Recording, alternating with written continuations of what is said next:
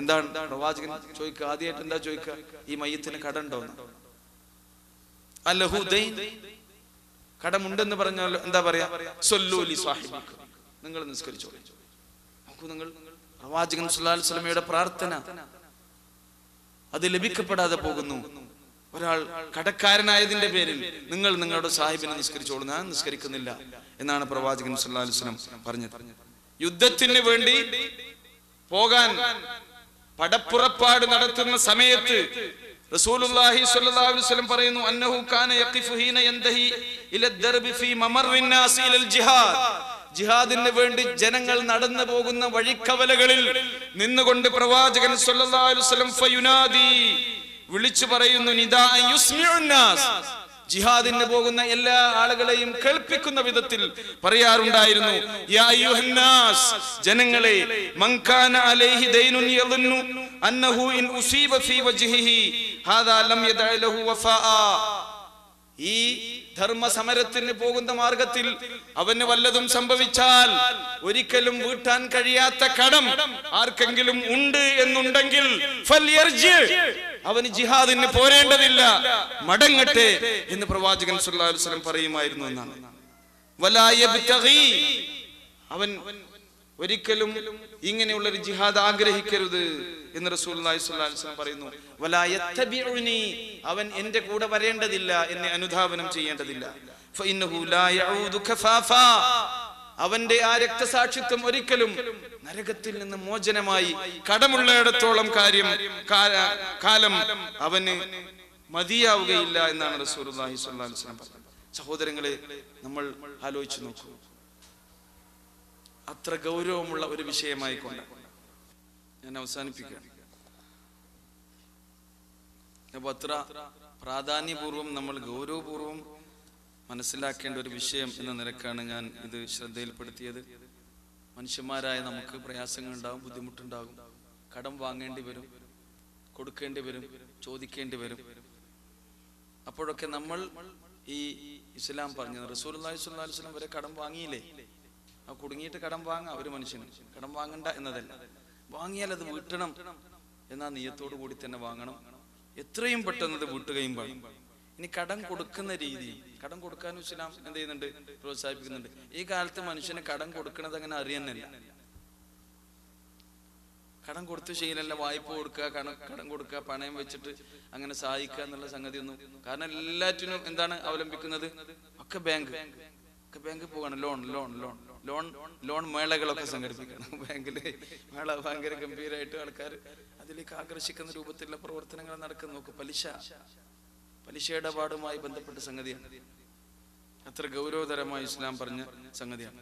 മാത്രമല്ല, സമ്പാദ്യശീലാണല്ലോ, സമ്പാദ്യശീലാണ് വർദ്ധിപ്പിക്കുന്നത്. ചെറിയ കുട്ടികളെ മുതൽ എനിക്കറിയാം, ഞാൻ 5ാം ക്ലാസ്സിലും ഒക്കെ പഠിക്കുന്ന കാലത്ത് സഞ്ചയിക അറിഞ്ഞൊരു സംഗതി ഉണ്ടായിരുന്നു. ഇപ്പൊ ഉണ്ടാവോ സഞ്ചയിക ഉണ്ടോ സ്കൂളിൽ? ആ കുട്ടികളുടെ സമ്പാദ്യശീലം വളർത്തുക എന്നുള്ള, അത് സമ്പാദിക്കുക, ഒരു കൂട്ടിയൊക്കെ. എന്നാൽ സഹായശീലം വർദ്ധിപ്പിക്കുന്നുണ്ട് എവിടെയെങ്കിലും? ഏതെങ്കിലും സ്കൂളിൽ അങ്ങനെ വല്ല പദ്ധതി ഉണ്ടോ? എന്തെങ്കിലും പിന്നെ പൂവർ ബോയ്സ്, അങ്ങനെ പാവങ്ങളായ കുട്ടികളെ അവർക്ക് എന്തെങ്കിലും സാധനങ്ങൾക്ക് വാങ്ങിക്കൊടുക്കുക, അങ്ങനെ അതിനെന്തെങ്കിലും അങ്ങനെയില്ലല്ലോ. സമ്പാദ്യശീലാണ് വർദ്ധിപ്പിക്കുക. ചെറുപ്പത്തിലേ ഇത് എന്നിട്ടിങ്ങനെ സമ്പാദിച്ച് കൂട്ടി വെക്കുക. ആര് ചോദിച്ചാലും കൊടുക്കരുത്, വായ്പ കൊടുക്കരുത്, കടം കൊടുക്കരുത്, അത് ഡെപ്പോസിറ്റ് ചെയ്യാം. എന്നിട്ട് അതിന്റെ പലിശ എത്ര പെട്ടെന്നാ കണക്കൂട്ടുന്ന സംഗതിയാണ്. നിങ്ങൾക്ക് ഞാൻ ഇവിടെ എത്ര ഉണ്ട്? എനിക്ക് 5 കൊല്ലം കൂടി ഉണ്ട്, അല്ലെങ്കിൽ 3 കൊല്ലം ഉണ്ട്. ഇവിടെ തന്നെ എന്നോളി, നാട്ടിൽ പോകണ്ട. എന്നിട്ടിങ്ങനെ ഇവിടെ കിട്ടാലോ അവിടെ കിട്ടാലോ കണക്കൂട്ടിയിട്ട് മനുഷ്യന്മാരെ നോക്കണം. നിങ്ങൾ പലിശയുമായിട്ടാണ് നമ്മുടെ എല്ലാ കണക്കുകൂട്ടലുകളും ബന്ധപ്പെടുന്നത്. പടച്ചോൻ പറയുന്നുണ്ട്, മന്ദല്ലദീ യുഖ്രിദുല്ലാഹ ഖർളൻ ഹസന, അല്ലാഹുവിന് ഏറ്റവും നല്ല നിലയിൽ വായ്പ നൽകുന്നവൻ ആരാണുള്ളതെന്ന്. ഫയുളാഇഫുഹു ലഹു അൽആഫൻ കസീറ, ധാരാളം ഇരട്ടിയായി. ഇവിടൊക്കെ എത്ര ശതമാനം ഇരട്ടി? പടച്ചോൻ തരുന്ന ഇരട്ടിന്റെ കണക്ക് പറഞ്ഞു നോക്കൂ. ഫയുളാഇഫുഹു അൽആഫൻ കസീറ, പടച്ചവൻ ആരാണ് വായ്പ കൊടുക്കാനുള്ളത്? പടച്ചോന് വായ്പ കൊടുക്കുക എന്ന് പറഞ്ഞാൽ എന്താണ്? ഈ ആയത്തിറങ്ങിയപ്പോ ജൂതന്മാർ ഇങ്ങനെ കളിയാക്കി പറഞ്ഞു, ഓ മുഹമ്മദിന്റെ പടച്ചോൻ സാധുല്ലേ, പള്ളിയിൽ മുണ്ട് വിരിച്ചുണ്ട് പടച്ചോന് കടം കൊടുക്കാൻ വേണ്ടി. ഇതാരും ഉമർ റളിയല്ലാഹുവിന്റെ ചെവിയിലെത്തി. ഒരു ജൂതൻ എങ്ങനെ പറയുന്നുണ്ട്. പിന്നെ വാള് ഊരിയിട്ട് ഉറയിലിട്ടിട്ടില്ല. ആര്? ഉമർ റളിയല്ലാഹു. എവിടെ അവന്റെ തല എടുത്തിട്ട് വേറെ പണിയില്ല എന്നുള്ള നിലക്ക് നടക്കുന്നത്. റസൂലുള്ളാഹി സ്വല്ലല്ലാഹു അലൈഹി വസല്ലം ക്ഷമ അവലംബിക്കാൻ പറഞ്ഞു.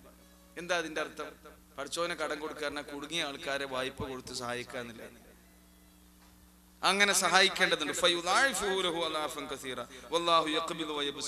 സ്വത്ത് ധനം പിടിച്ചു വെക്കുന്നത് പഠിച്ചോനാണ്, അതുപോലെ അതിനെ വിട്ടു കൊടുക്കുന്നവരും പഠിച്ചോനാണ്. നമുക്ക് നമ്മിൽ നിന്ന് സ്വത്ത് പിടിച്ചു വെക്കുന്നതും പഠിച്ചോൻ. നിർലോഭം, കയ്യും കണക്കുമില്ലാതെ നമുക്ക് അത് വാരിക്കോരി തരുന്നതും പഠിച്ചോനാണ്.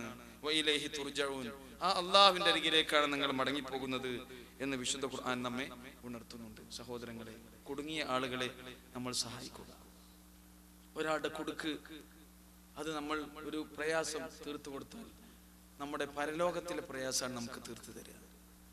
ഒരാളുടെ പ്രയാസം നമ്മൾ ഇന്നല്ലാഹ ഫീ ഔനിൽ അബ്ദ് മാ കാനൽ അബ്ദു ഫീ ഔനി അഖീഹി, അങ്ങനെയുള്ള ആളുകളെ വായ്പ കൊടുത്ത് സഹായിക്കാൻ, കടം കൊടുത്ത് സഹായിക്കാൻ, അള്ളാഹുവിന്റെ മാത്രം പ്രതിഫലം ആഗ്രഹിച്ചുകൊണ്ട് ജനോപകാരപ്രദമായ പ്രവർത്തനങ്ങൾ ചെയ്യാനും നമുക്ക് കഴിയണം.